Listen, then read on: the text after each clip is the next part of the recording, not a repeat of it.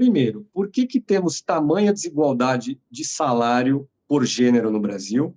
E o que explica que, nesse período de 10 anos, diminuiu um pouquinho a diferença entre homens e mulheres, né? As mulheres recebiam 73% do salário dos homens em 2014, e em 2023 recebiam 79%.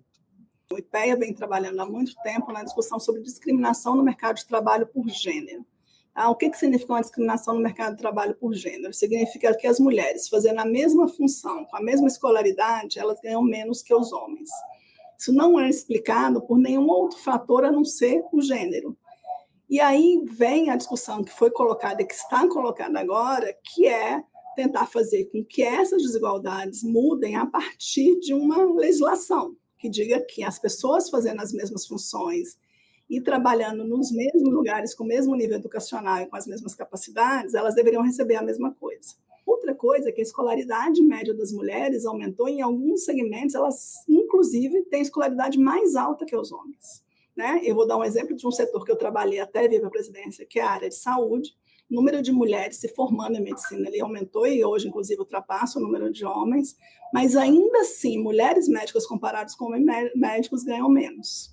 Essa discriminação acontece por uma outra coisa, que é você imputar às mulheres o trabalho de cuidados. Tá?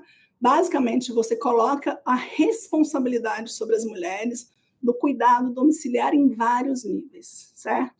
Então, as mulheres elas dedicam muito mais horas no trabalho de cuidados, mesmo quando elas estão participando no mercado de trabalho, né? E esse trabalho de cuidados no lar, ele não é remunerado. Né? Se ele fosse remunerado, provavelmente as mulheres ganhariam mais que os homens, porque é um conjunto de horas bastante significativo e bastante diferente.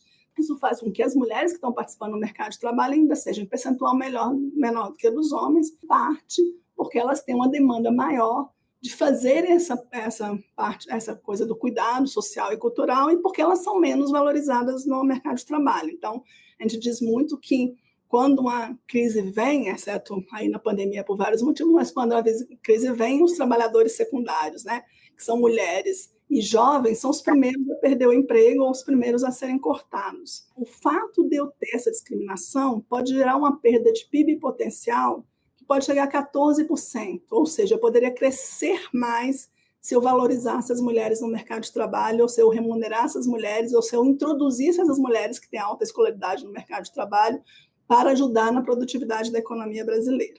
Temos uma outra dimensão de desigualdade no mercado de trabalho para abordar em particular aqui nessa entrevista, que é a desigualdade por raça.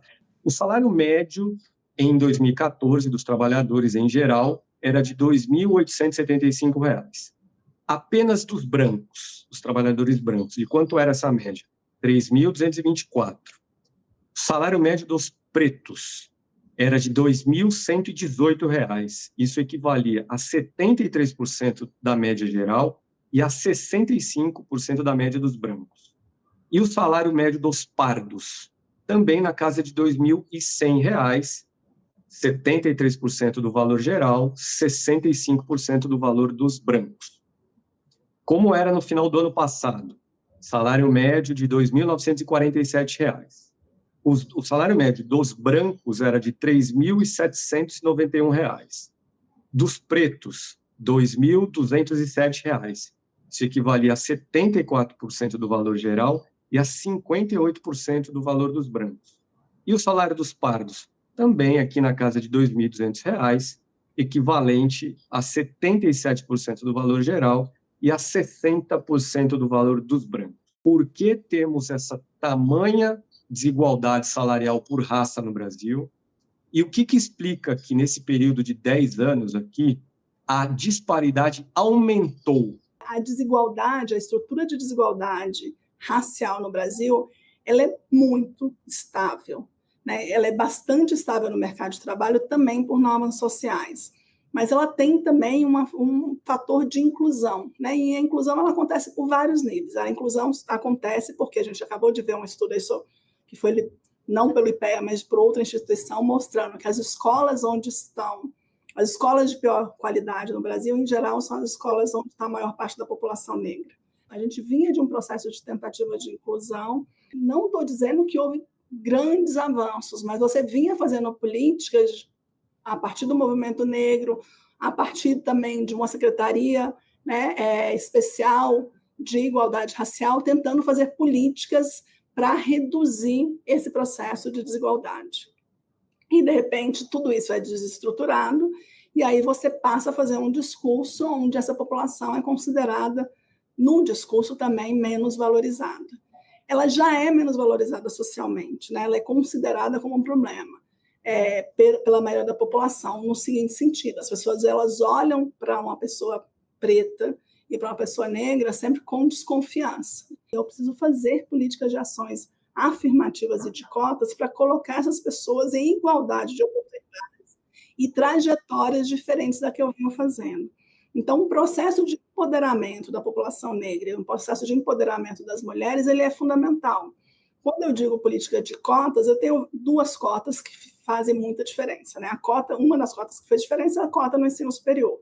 Eu tinha barreiras à entrada das pessoas negras nas universidades. Eu mesmo, quando eu estudei, eu acho que tinha mais 2 ou 3 pessoas negras nos 4 anos do curso, 5 anos do curso de economia que eu fiz, não nas universidades federais.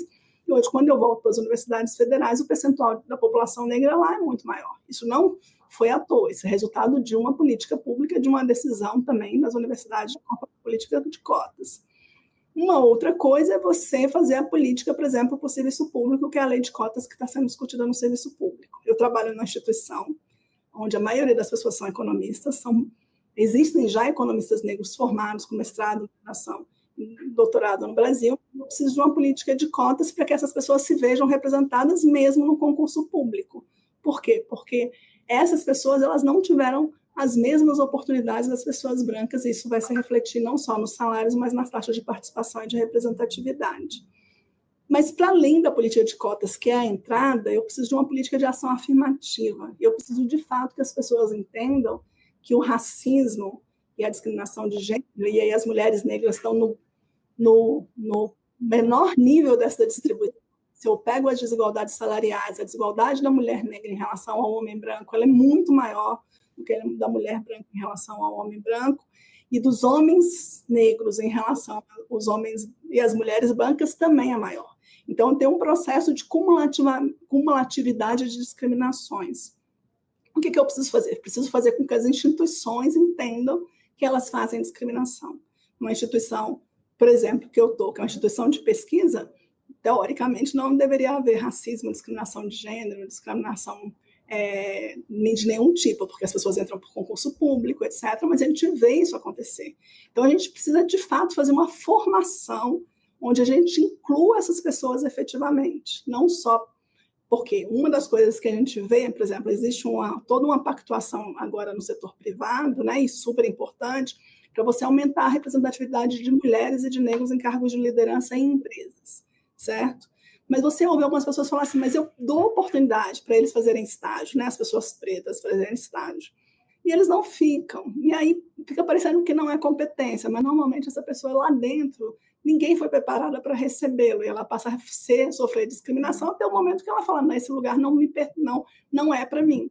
Então, a gente precisa criar um número maior de pessoas naquele ambiente, também o que a gente chama de letramento, né, que é a palavra que a gente está usando, para receber essas pessoas, para que, de fato, essas pessoas elas consigam fazer uma trajetória diferente dessa trajetória histórica que foi dada para elas.